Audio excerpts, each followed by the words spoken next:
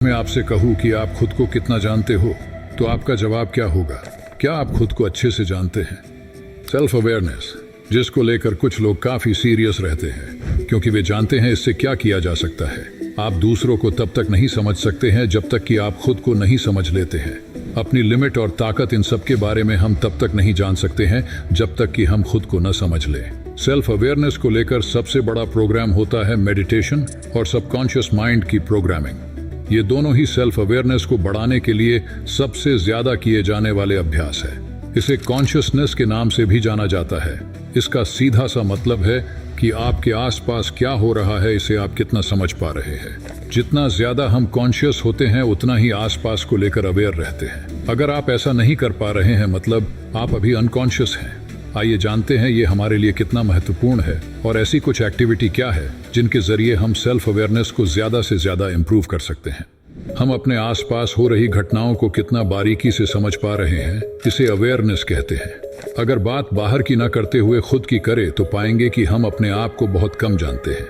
यहाँ पर आप खुद को जितना ज्यादा बेहतर जानते हैं, उतना ही आपका सेल्फ अवेयरनेस का लेवल बढ़ता है। ये बेहद जरूरी है क्योंकि हमारी इमोशनल इंटेलिजेंस, सेल्फ लीडरशिप और मैच्योर अडल्टहुड, ये सब इसी से तय होता है। ये एक स्किल है जिसे सिर्फ अभ्यास के जरिए डेवलप किया जा सकता है।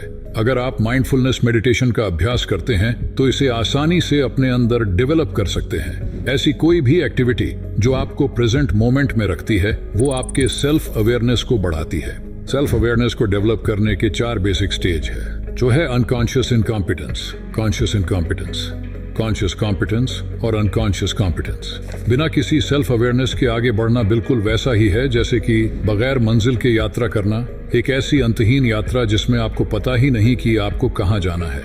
लेकिन जैसे जैसे अवेयरनेस बढ़ती है, वैसे वैसे हम हर चीज को क्लियर समझ पाते हैं। ज्यादातर लोग जो जॉब या बिजनेस करते हैं, वो बगैर किसी सेल्फ अवेयरनेस के ही अपनी लाइफ को एक ही तरह से जीते हैं, बगैर कुछ नया सीखे। जब भी हम बात करते हैं खुद को जानने की, तो इसका सीधा सा मतलब है हमारे मस्तिष्क की कार्य प्रणाली के बारे में बात करना।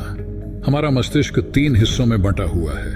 पहला है नियोकॉर्टेक्स, मस्तिष्क का वो हिस्सा जो थिंकिंग और लर्निंग ब्रेन कहलाता है। ये हिस्सा भाषा, थॉट और रीजनिंग को कंट्रोल करता है। दूसरा है लिम्बिक सिस्टम, इसे इमोशनल सेंटर भी कह सकते हैं। इसमें वैल्यू जजमेंट स्टोर होती है, साथ ही हमारे पॉजिटिव और नेगेटिव एक्सपीरियंस है, उसका बिहेवियर इसमें स्टोर होता है। तीसरा है बासल गैंग्लिया, ये दिमाग का वो हिस्सा है जो सबकॉन्शियस माइंड से जुड़ा हुआ है। ये हिस्सा अवेयरनेस से नीचे है, इसलिए इसमें किसी भी जानकारी को स्टोर करने के लिए आपको अपनी सेल्फ अवेयरनेस को डेवलप करना ही होगा।